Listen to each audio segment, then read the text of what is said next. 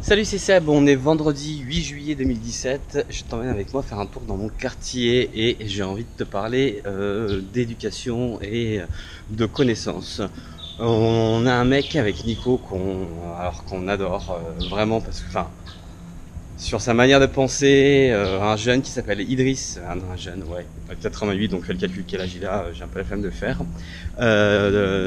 qui s'appelle Idriss Aberkan et qui tient, donc qui est enseignant, chercheur, qui est conférencier, qui tient des conférences sur l'économie, les neurosciences, l'éducation. Il parle aussi de biomimétisme, c'est comment tu peux t'inspirer du coup des process de la nature. Ouais, en fait, comment tu peux t'inspirer de la nature pour régler des problématiques. Il a développé aussi le concept de Blue Economy, tu regarderas, c'est hyper intéressant du côté business.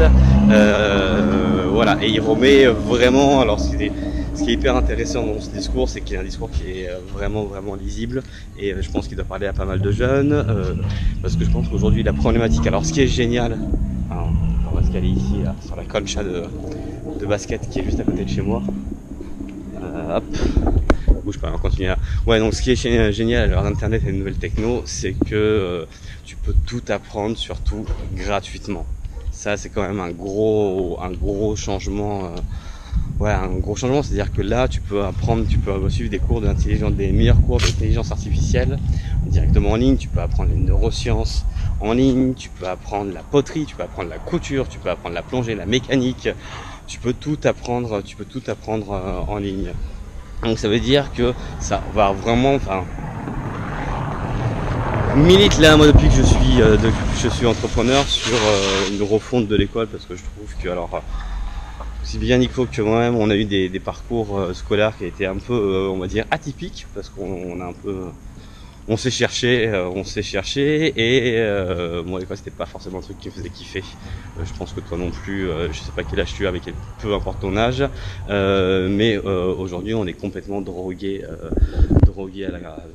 au savoir, apprendre des nouvelles choses, apprendre. Et en fait je pense que le gros problème, et ça tout le monde le dit, mais je comprends pas comment ça se fait qu'on n'arrive pas à régler cette problématique là, c'est que, et notamment sur les gamins, c'est que apprendre sans quelque chose qui n'est pas contextualisé, c'est beaucoup plus compliqué, et c'est quasiment impossible de faire apprendre quelque chose à une personne si elle comprend pas le sens, à quoi ça va la servir, à quoi ça sert d'apprendre les incertitudes sur les maths.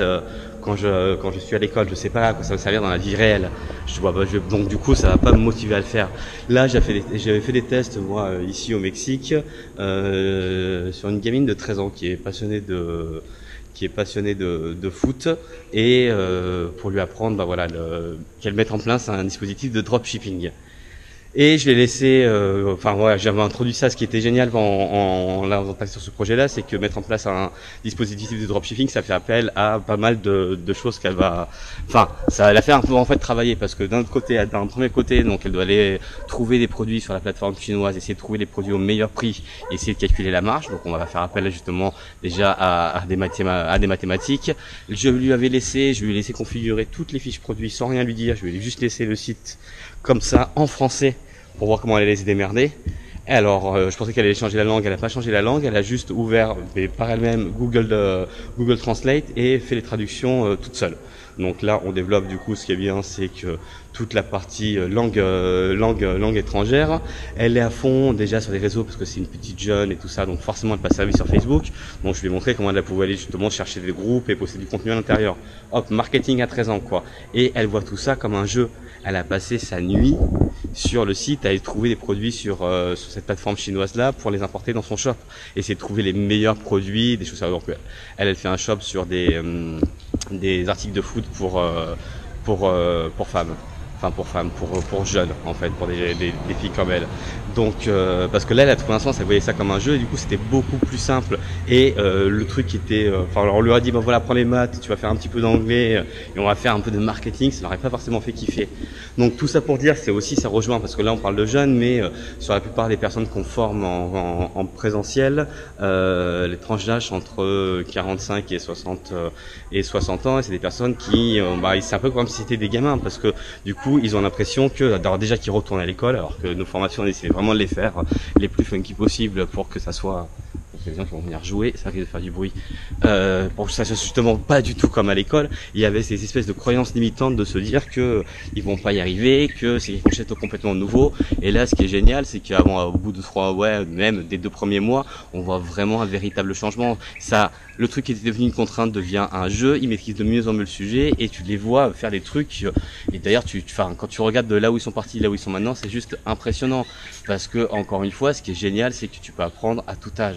Tu peux apprendre à tout âge, après il faut juste trouver un sens à ce que tu apprends. Et essayer aussi d'être dans une logique d'apprendre en faisant. Ça veut dire que ça sert à rien de bouffer tout un bouquin et de voir après comment le mettre en application. Faut mieux, enfin en tout cas, ce qu'on conseille, c'est que tu trouves une problématique. Et confronté à une problématique, tu as besoin d'avoir une nouvelle connaissance qui va te permettre d'acquérir une compétence pour résoudre ton problème. À ce moment-là, tu apprends et tu mets directement en application, directement dans le concret. Mais ça sous-tend, et c'est ça le message de la vidéo, qu'il faut être dans une logique permanente d'apprentissage.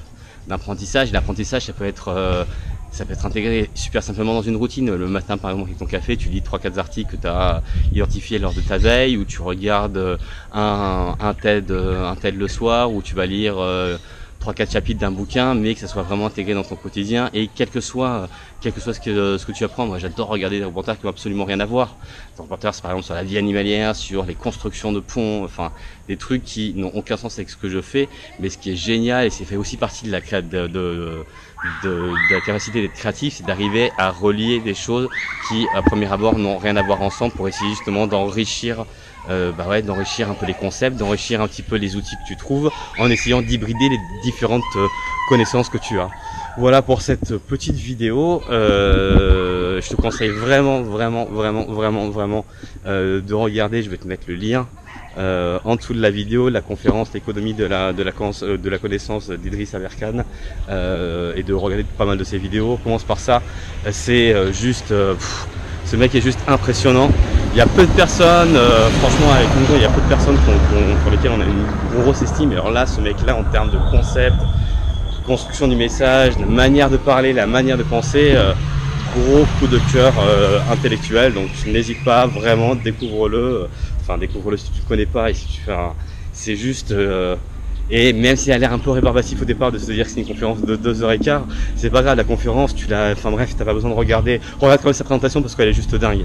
En termes de visual thinking, ça veut dire que c'est pas du tout une keynote, mais c'est construit, à mon avis, c'est construit avec Prezi. Et ça aussi, c'est aussi bien dans le fond, de la forme de sa formation, elle est hyper intéressante. Mais tu peux te caler ça sur tes écouteurs, dans ta bagnole ou en faisant la cuisine, parce que j'adore écouter des conférences en faisant la cuisine, voilà. Mais en tout cas, reste dans une logique permanente de chaque jour, j'apprends une nouvelle chose, pimpe-toi, pimpe ton cerveau, parce que c'est ce qui va faire que tu vas être différent des autres, et ce qui va faire que tu vas être peut-être plus créatif, tu vas être peut-être plus réactif, tu vas être peut-être plus compétent que du coup tes concurrents. Voilà, je te dis donc à demain pour une nouvelle vidéo. Salut!